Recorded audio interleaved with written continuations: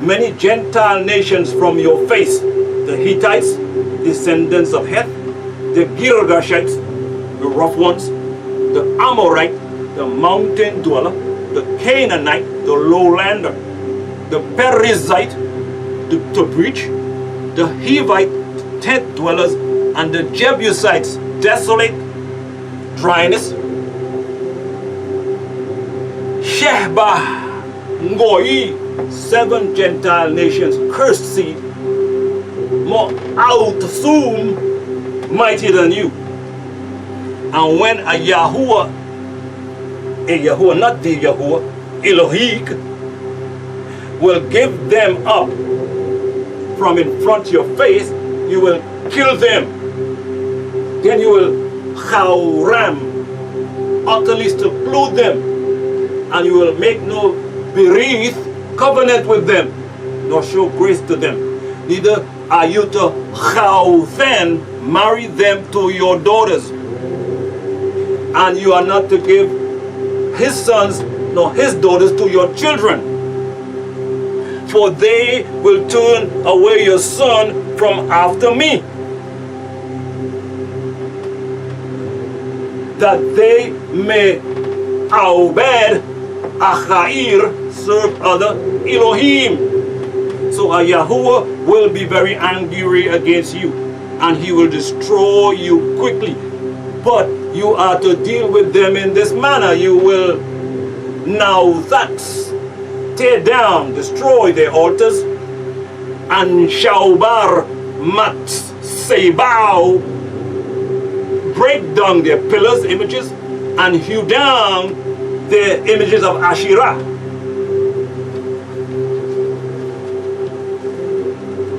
Of Asherah. Star, it means Isis, Ishtar, Diana, and burn their Vesil, their carved images, with fire.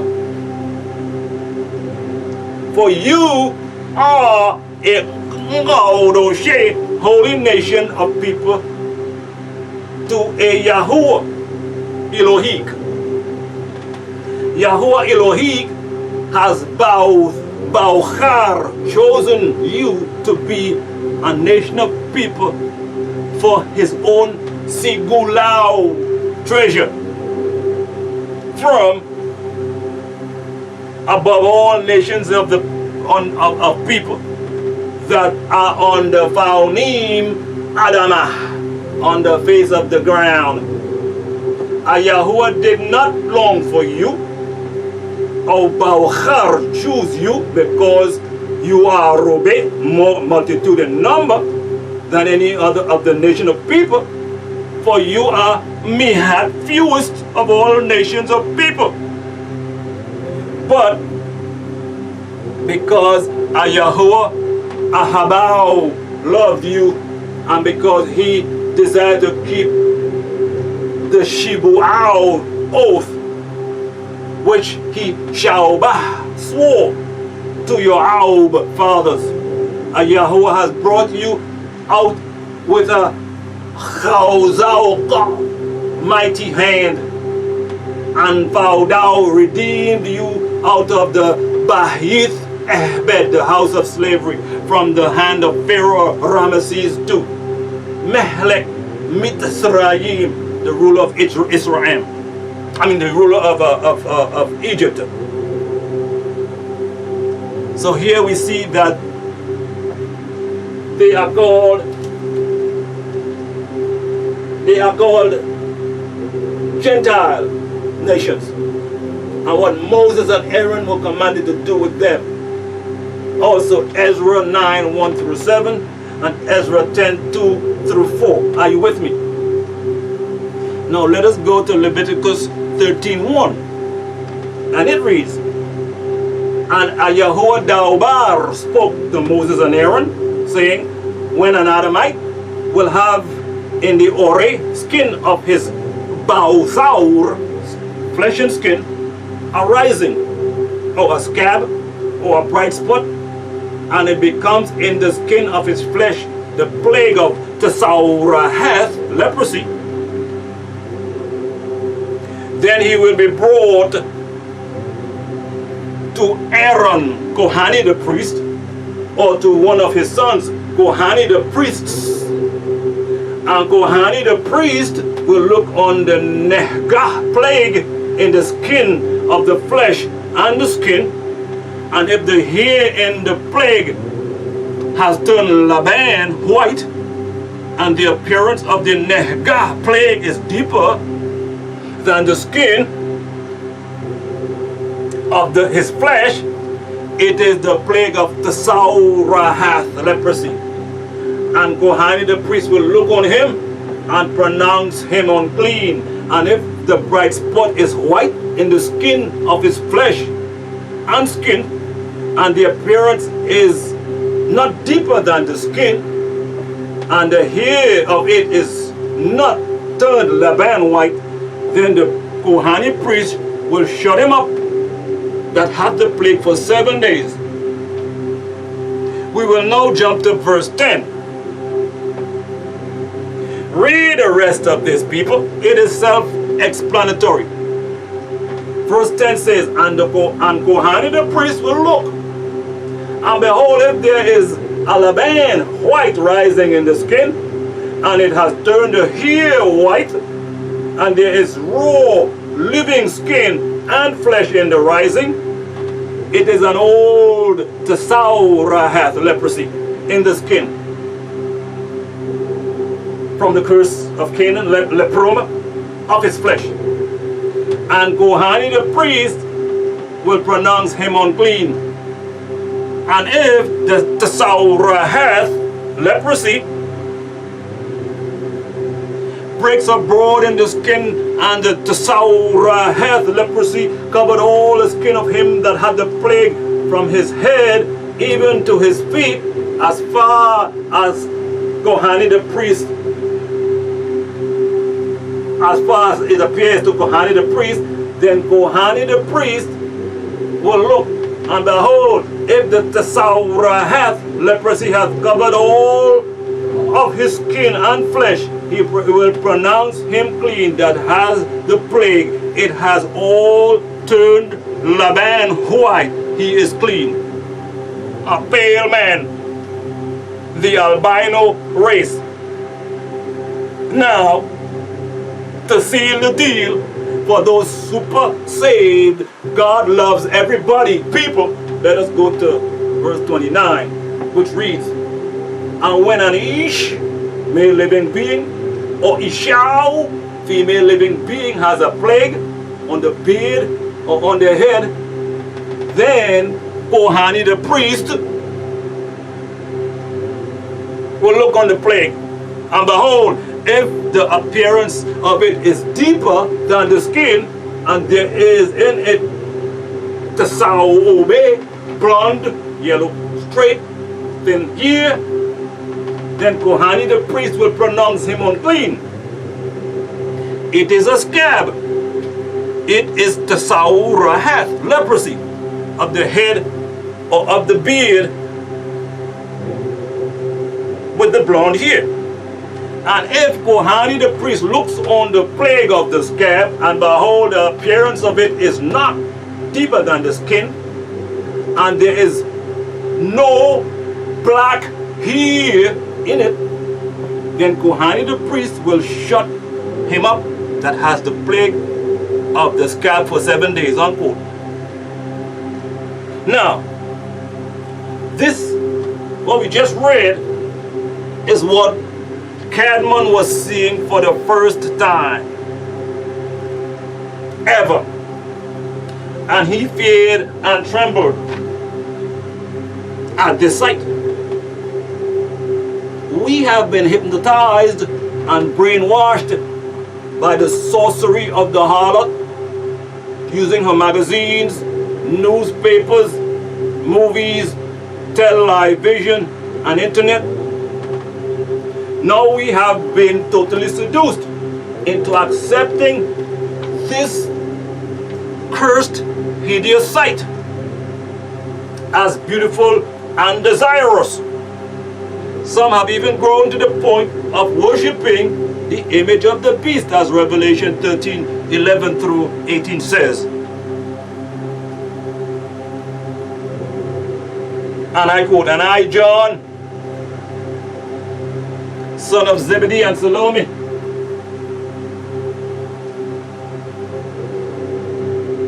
saw another beast," unlike the first beast, "coming up out of the planet Earth." The fact that it came out of the earth has the meaning that this beast took its leadership. It wasn't given power by the people. He had two horns, representing the many antichrists or many dajjals who have been in power throughout time around the world from both political and religious arenas.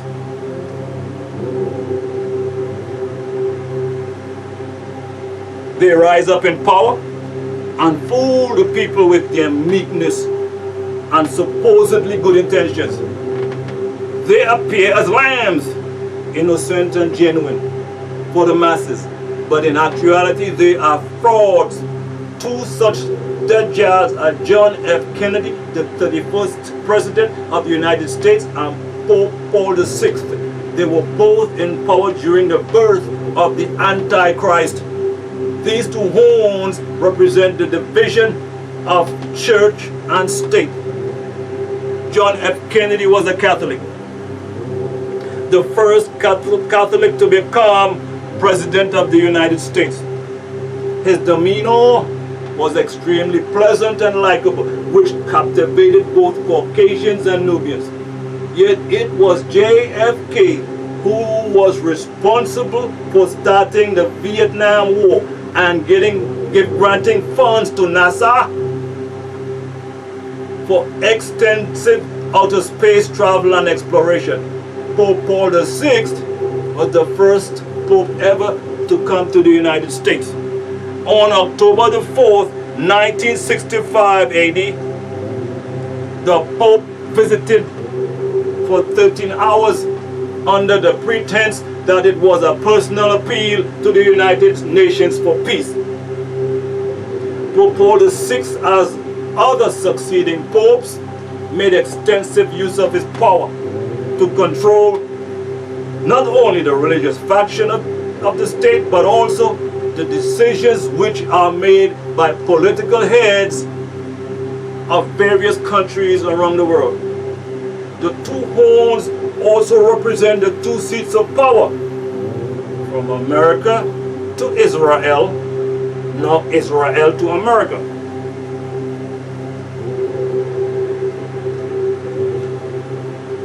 The word will be deceived. The word will be deceived into thinking that they are humble or gentle as a lamb. Yet he, the pale Jew, speaks out just like the beast, America. And he, the pale so-called Jew in the state of Israel, exercise all the authority of the first beast, America.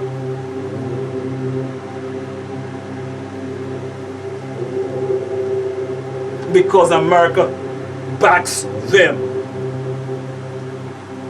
between his hands under the power of the United States, and made all those who dwell on the planet Earth worship the beast who was healed of its deadly hit during the Great Depression, 1929 through 1937 AD. And he, the state of Israel, made great signs to the world so that he was able to send fire from the skies upon the planet Earth to the Middle East.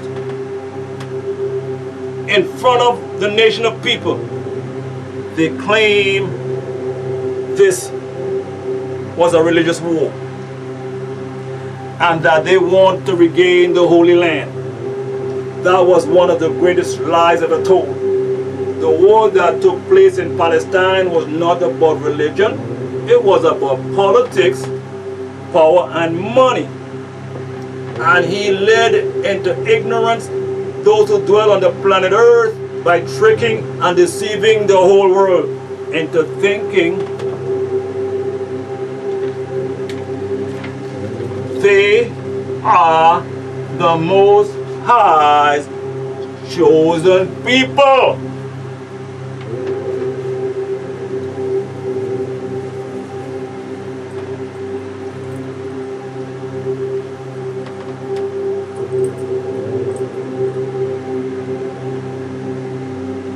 the descendants of Israel by Abraham, by way of Abraham.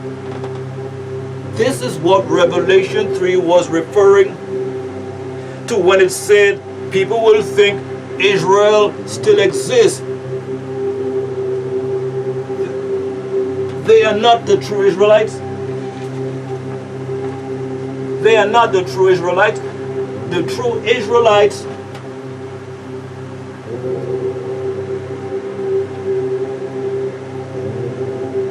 were pure Negro seed, Nubian seed, who failed to be faithful and forfeited their covenant with Yahweh by adulterating the laws that he placed in their hands. For 430 years, the children of Israel toiled at the mercy of the hands of the ancient Egyptians, who were also the pure seed at that time, until Moses came to deliver them to the promised land, Exodus 12:40. Still they complained and set up false deities before Yahweh, caused their destruction of the Israelites. 2 Kings 17:18. A remnant was from the tribe of Judah and Dan.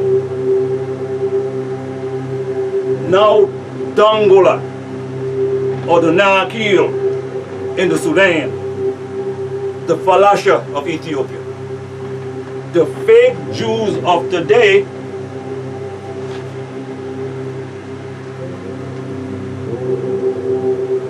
are from the cursed seed of Canaan and Shingara and their son Jebus. Jesus called them the synagogues of Satan, Revelation 3:9. He told them they were not of Abraham, even though they call him father. Jesus said that their real father is the devil, John 8:39 through 44. He said they were Gentiles, the real heathen, and he told his disciples not to go to their lands and preach the gospel. They don't want to accept or recognize the Messiah as having been their Savior because they know he didn't come to save them. He only came to save his own, the lost sheep of the house of Israel. Only. John 15:24. The Messiah Jesus that they are waiting for is the Antichrist. And by way of his signs, Israel tells everyone that they are the real lost tribe of Judah, and that their power is war, yet being outnumbered means that Yahweh is on their side. This is not true. The United States is helping them succeed, which he does right in front of the beast in the open forum of the United Nations, and his diabolical actions are televised on the media, saying to all who dwell on the planet Earth that they should make a picture of the beast, an image of the pale Jew, which dates all the way back to the 3rd century, 2000 AD, who they tell you was hit with a sword, pierced by nail to a cross, but lived because he really did not die on the cross.